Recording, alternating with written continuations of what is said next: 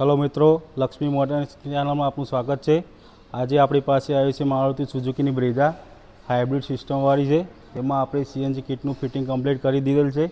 તમે જોઈ શકો છો એમાં એનું ઈસીએમ પણ કંપનીના ઈસીએમ સાથે જ પ્રોપર ફિટિંગ કરેલ છે।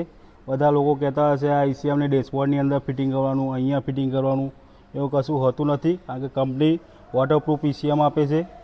વોટરપ્રૂફ ઈસીએમમાં પાણીમાં ગમે તેવું ડૂબાડો, અંદર પાણી જવાનો કોઈ પ્રોબ્લેમ એવો આવતો નથી।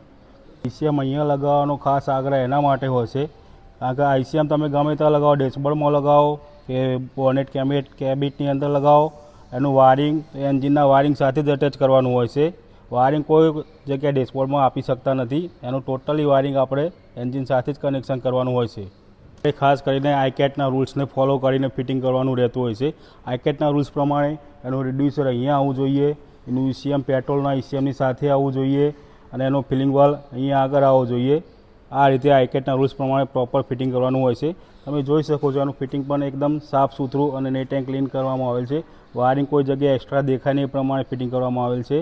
એના ઇન્જેક્ટર પણ અહીંયા બેક સાઈડમાં પ્રોપર ફિટિંગ કરેલ છે, જે કંપની આપે છે એ પ્રમાણે પ્રોપર ફિટિંગ કરેલ છે।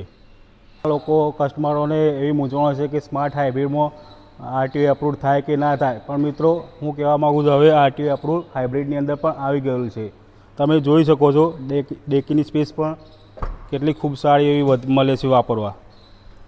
ટાંકી ફિટિંગ કર્યા પછી પણ આપણને 50% પ્લસ જગ્યા વાપરવા મળે છે।